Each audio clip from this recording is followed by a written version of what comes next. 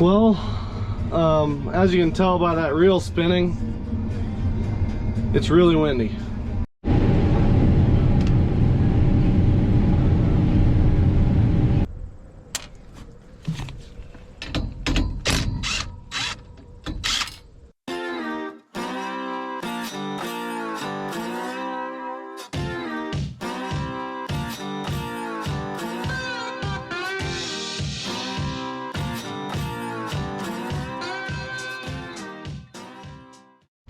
Good morning, guys.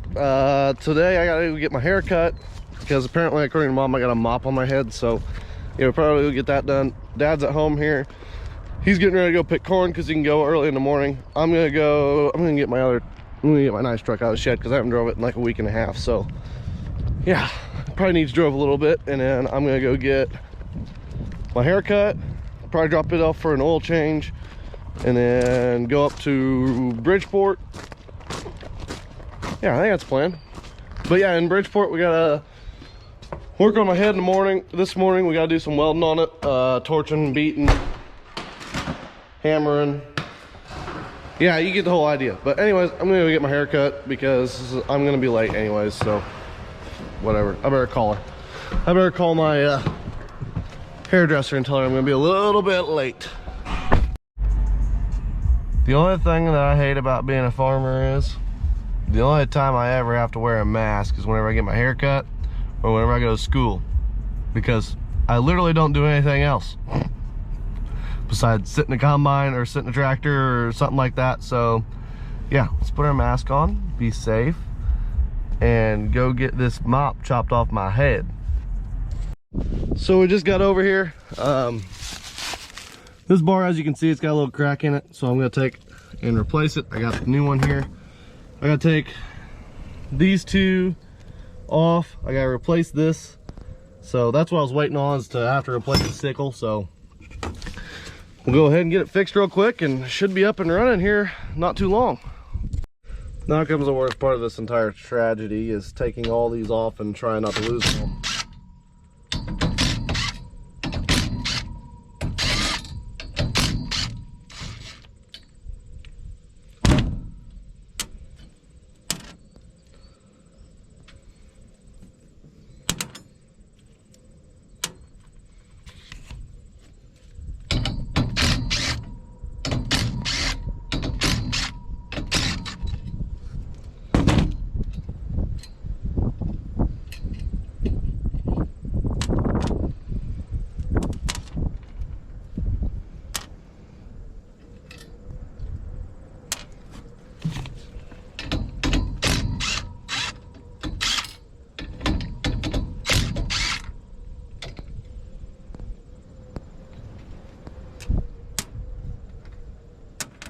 It's kind of windy today.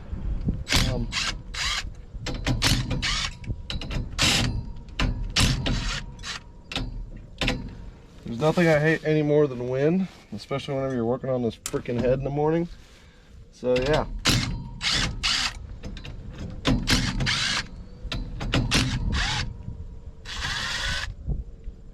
And now that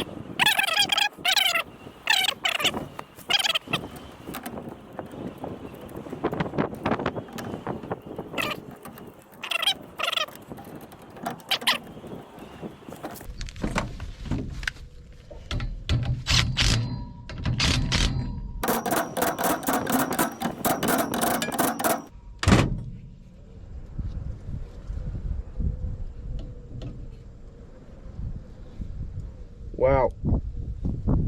My eyes. Dang.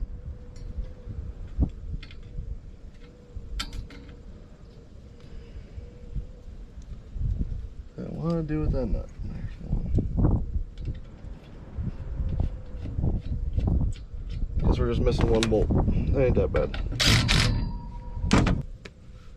Oh, who could be calling me at this hour? Oh, it's Sean. Yep. So we're getting ready to get all started up here. We're getting buttoned up and getting ready to go. Ross had brought me some splendid lunch. He'll bring it up here so I can get my combine started and not drop it on the floor. You got a free raspberry cookie. Oh, I know. Raspberry cookie. The only ones they had. Ooh. All right, well. So I got a deluxe one and a free cookie and a raspberry cookie, and I didn't like it. Oh, so you just shoved the raspberry cookie in mine. Nice of you. You got me Subway. I just hope it's somewhat good. Stick this over here. And let's go ahead and get after it.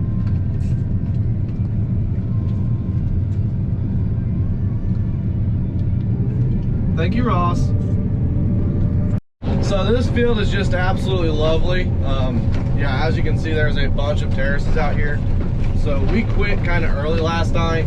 We probably could have kept going because we had a lot of wind, but we ended up quitting early because, I mean, you just can't see anything out here. Like, you can't tell where you are. It's not straight rows, and the only way that you can really find your way around is with your GPS, and that's whenever it works in this field. So yeah, we're gonna go ahead and idle her down and kick her on, and let's get after it.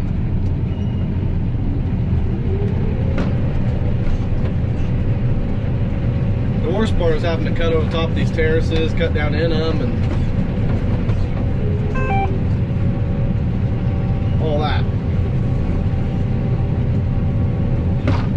And plus I have a crop divider that's missing, so yeah. There's another 1,500 bucks, I think's what it was.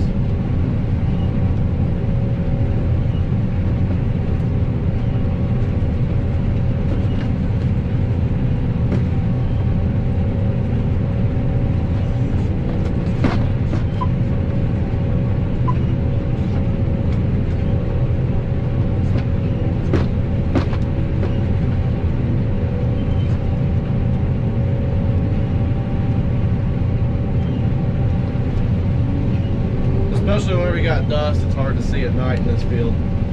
So, anyways, I'm gonna eat my lunch. We'll get to cut.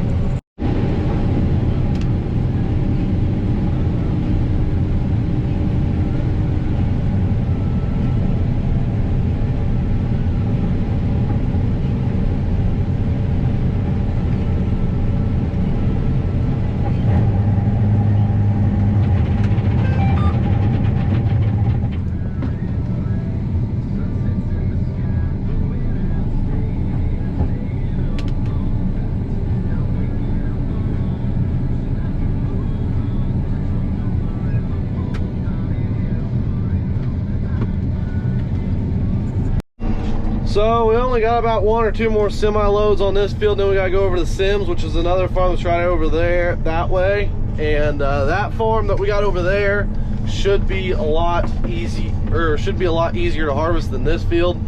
The only problem with this field is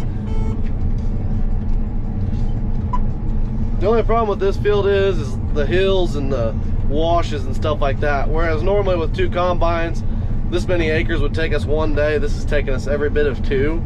So yeah, plus we're breaking everything too. I mean, that's Sean has been, and I mean, I broke off my crop divider, but whatever, don't worry about it. So we're gonna go over there, we're gonna do that other farm, and once we get done with this one, we got 1 more field over here. It's easier to do, or 1 more portion of this farm, I guess is the way to put it. It's easier to do. It's not as washed out and hilly and stuff, but it's got a couple terraces in it that we'll have to make a couple passes over to get them to really shave them off. But Sean should be able to get them better than me. The only problem with this auger head is, if you see, it's got that auger in there, and that auger makes it more rigid with the frame, and whereas that draper head, it'll really flex over the hills and stuff a lot better than what this one will. So I don't know, we'll see what happens, but we got that one to do down there, and then after that we gotta go to another field that's over there. So don't want to miss any beans. Idle it down, turn the head on, and let's get to cutting. So I have created a AB curve line. So basically, as you can, if I could get it to where you could see it better, but anyways, the combine will auto steer around these curves and conform with the terraces, kind of. So I set that up.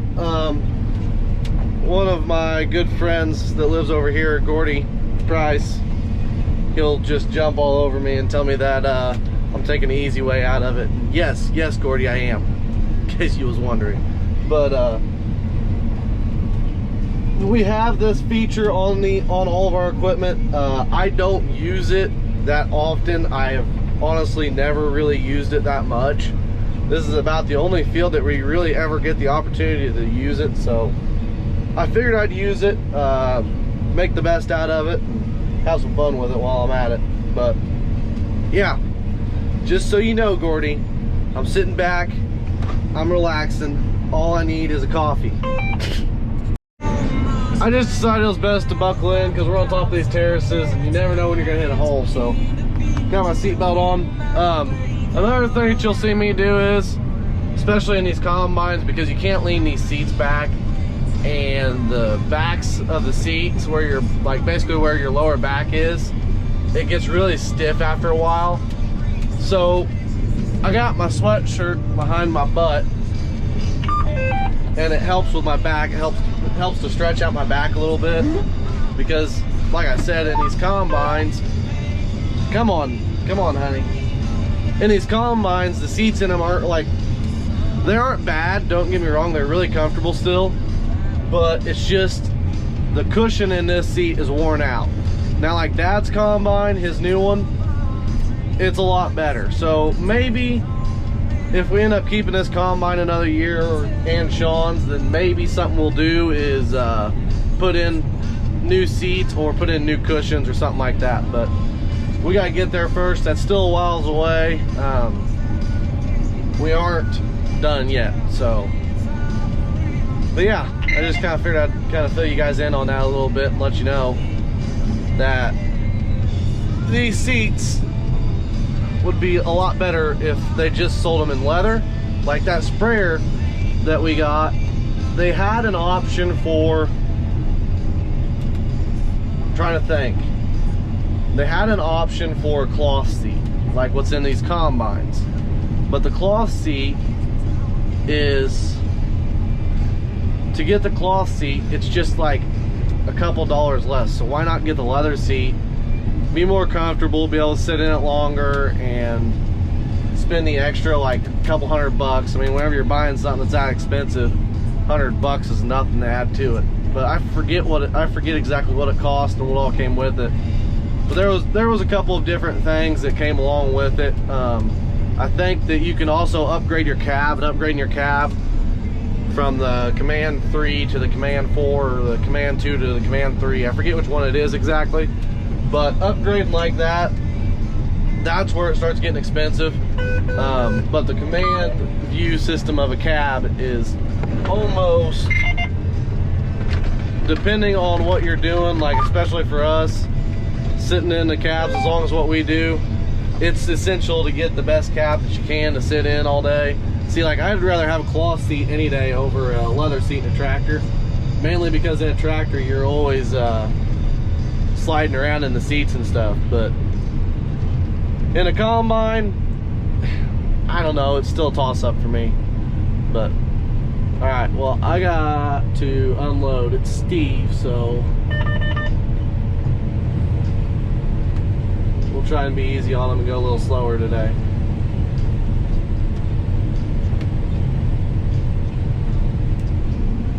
go a little slower. I'm going like half a mile an hour slower. Man, he's keeping up though. Good job, Steve. Good job. Wow, look at that dust. I think that looks so cool. The wind blowing it and the combine's blowing it out the back. That's cool. Kind of like a nice little up close here for you. Not really up close. We can get closer. We can get a lot closer than that. I mean, besides, I'm 5 foot shorter than him, so. Wow, that's cool. That's really cool. Should have seen it earlier. Like you can see it forming around the combine. Oh well. Sadly, that was the last of that good view. Well, as you can tell by that reel spinning, it's really windy. And there's a big pile of turkey manure right there, right where I parked my head. And I gotta use the bathroom, but I am going to go on that side of the turkey pile to use the bathroom because it's bad. Hi, Shawnee. He's got to wait a minute because he's got to unload, but I'm unloaded, so I am going to go ahead over to the next farm, which is just down the road, and probably start knocking away at it, and we'll see where we can get with that. But gotta unload the grain cart, gotta unload Sean's combine, and then they'll be over there. I'd say that we'll have to wait on another truck too for a little bit, so yeah. Whenever I talk to a lot of the people that's kind of like around here, they are always impressed at the fact of the matter that we pull heads with our combines, because there's some people like that don't, or mainly around here a lot of people don't. A lot of people just, if they can, they'll drive around with them on, especially over here in Illinois because there's a lot less going on over here. But if they can't, then they gotta put them on their wagons. Well, usually they pull their wagons behind their behind their pickups and stuff. Some people have a hard time even pulling behind their pickups, and honestly I think it is so much easier to pull it behind a combine than it is to pull it behind a pickup. I'd rather pull it behind a combine than behind a pickup any day of the week. For one, it's hard to maneuver a pickup like what you can a combine. Yeah, I know it sounds kind of weird, but whenever you're making turns and stuff, especially on tight roads, you can really whip the rear end of a combine, and it helps to pull the front end of the trailer out into the middle of the road, whereas you can't really do that with a pickup, and it's really hard to do, really hard to get around some corners. And if you drop it off in a ditch a little bit with a combine, no big deal. Just you gotta kind of be careful with it and be easy on it, but you can usually get out of it. So I don't know, a lot of people don't pull them. Some people don't even put them on don't even put them on wagons. A lot of people pull them behind their pickups and stuff more than anything. But over here in Illinois, really there's a lot more smaller farmers than there is big ones, and most of the bigger ones do pull them, but then there is some that still do pull them behind pickups. So yeah, I don't know, just a little bit of a food for thought for a minute there. So we're in a spot now where if we had one more truck we'd be done, but I almost can't see anything out of here. You can see more through the camera than what I can see with my own eyes. So yeah, the only reason I just knew I was at the end of the field is because of my GPS, and now I don't even know where to turn, so you'll wait on the dust to clear and then turn around. But anyways, guys, there is one thing that I do want you all to know. There was a lot of fires today in Knox County, more northern Knox County than anything. There was one in southern Knox County down by our farm. Thankfully they got that one taken care of before it spread too far. As far as I know, it was like a half mile wide by a mile long, and all these are coming from combines. So remember to blow off your combines regularly. I need to blow mine off probably tomorrow whenever we get home, but that is at the top of my to-do list. It's not been a very good day because I am so far away, and I'm just trying to sit here and think about, oh, what can I do, what can we do, and there's really nothing we can do. The fire department was trying to take care of it to the best of their ability. And as far as I know, they did to the best of their ability, and they still are. Up in northern Knox County as of right now, they're still going, and over in Dubois County they are still going as well. They're trying to get them under control. They have them confined to certain areas, they think, for now. They have the one in northern Knox County confined. The one in Dubois County, as far as I know, is still running wild. And they're calling in from Gibson and Sullivan County to get more help, because they just need more help. They don't have any help. So, yeah. Well, they got all the help that they can get right now, but it's just with the wind. I mean, we're looking at probably I gotta say at least a 25-mile-an-hour wind. 25-mile-an-hour wind coming out of the south, headed towards the north. The biggest problem with that is if it does change direction, which I think that's what they're calling for tonight, is for it to change direction. That can then go south, and that would head it right towards like Bicknell, Bruceville, Vincennes. And once it hit all them fields, there's no way that they could handle it. There's no way that they could keep it under control. So we just gotta hope and pray that this year finishes out strong, and 2020 does not keep holding to its name. So yeah, we need some rain. We really do. We really need some rain, guys. I don't think you guys understand. This is not normal for us to have it this dusty and this dry during harvest. I mean, this is dry. This is really, really dry for us during harvest. We really need some rain. So hopefully we get that, and hopefully they can get everything under control. And all the firefighters are doing okay. They make it out okay and everything like that. But the one thing about fires and stuff like that is whenever a fire happens in a field, it's all farmers on deck. It's all farmers, all firefighters. So if you see it, you got a disc nearby you, that's one of your discs, you get in it and you go to it. That's just how it rolls. I mean, once it gets going, there's no stopping it. And that's what happened up north. It started with a combine fire and then progressed from there into field fires, and a pretty good sized field fire. So they have an interstate shut down because of it, actually, I think. Don't hold me to that, but I think that's right. So yeah. Anyways, we're gonna load the cart and then go home. I don't know if you guys can see anything or not, but I just got home.